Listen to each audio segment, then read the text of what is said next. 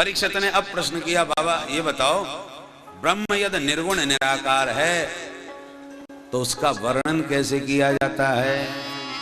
सुखदेव जी कहते हैं, सुनो परीक्षित, जैसे सम्राट जब सोते हैं तो सूतमागध बंदी जन उनकी बिरदावलियां, उनकी यश कीर्ति का वर्णन करके उन्हें जगाते हैं, ऐसी भगवती श्रुति देवी श्रुतियों के द्वारा परमात्मा की दिव्य महिमा का प्रतिपादन किया जाता है, गायन किया जाता है। इसी को श्रुति गीत कहते हैं, वेद स्तुति कहते हैं। नरकुटक छंद में जय जय जय जामजित दोष ग्रवीत गुणा त्वमसि यदात्मना समवरुद्ध समस्त भव अग जग लोक सामखिल सत्य बोध कृते क्वचित् जयात्मना चचरतो नुचरे निगमा। इसका नाम नरकुटक छंद। हे अजित जय जय, हे अजित प्रभु आपकी जय हो, जय हो। भगवान बोले, जब हम अजित हैं तो जय जयकार बोलने की जरूरत क्या है भाई? अजित कभी पराजित होता ही नहीं।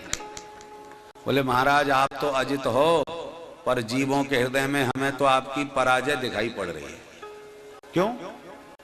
बोले प्रत्येक जीवों के भीतर काम क्रोध लोभ मोह भी बैठे हैं और आप भी बैठे हो, तो आपका तो अता पता कहीं नहीं लग रहा, पर काम क्रोध के झंडे तो बहुत ऊंचे लहरा रहे हैं। तो बोलो आपका पराभव हुआ कि नहीं? भगवान बोले तो मैं क्या करूं? बोले बस एक काम कर दीजिए। क्या?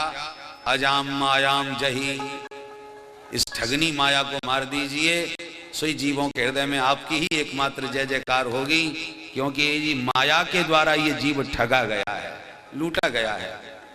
इसलिए प्रभु इस माया को मारो। भगवान को बोले माया को मैं कैसे मार सकता हूं? माया मेरी शक्ति है, माया ही तो पूरा संसार चला रही है। मम माया, ये माया मेरी है, मार नहीं सकता,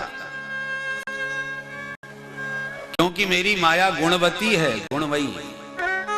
श्रुति कहती है दोष ग्रभीत गुणा, इसमें जितने गुण हैं वो आपके जीवों को, भक्तों को ठगने के लिए है। जैसे एक वैश्या में अनेक कलाएं होती हैं, गायन में परम निपुण, श्रृंगार बड़ा अद्भुत, अनेक गायन नृत्य आदि कलाओं में पारंगत होती है, पर उसकी प्रत्येक कला जैसे जीवों को, लोगों को, संसारी लोगों को ठगने लूटने के लिए होती है। प्रभु इसी प्रकार आपकी माया में सारी कलाएं, सारे गुण आपके जीवों को ठगने के लिए हैं। दोष ग्रभीत गुणाम, भगवान बोले तो जीवों को भी तो मैंने बुद्धि विवेक काय के लिए दिया है, बुद्धि विवेक का प्रयोग करें और माया से अपने को बचाएं। बोले प्रभु जीव के पास बुद्धि विवेक है तो सही, पर अखिल सत्य अवबोधकते, जब तक आप कृपा नहीं करोगे तब तक उसको अपनी शक्ति का, बुद्धि विवेक का बोध ही नहीं होता, अपने आत्म स्वरूप का ही ज्ञान नहीं है। ये आपका बच्चा जीव, पर आपका बच्चा हो करके ये काम क्रोध आदि विकारों का दास बन के घूम रहा है, इसको अपने स्वरूप का ज्ञान ही नहीं है।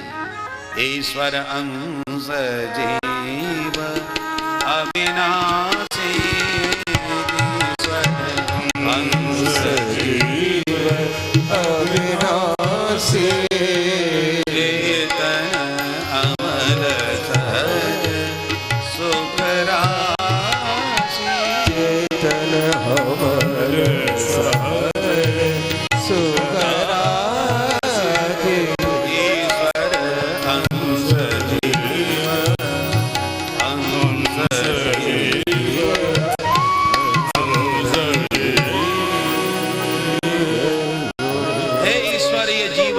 अंश है, होना चाहिए इसे सहज सुख राशि, पर जिंदगी भर रोता ही रहता है, दुख के दलदल में ही फंसा रहता है।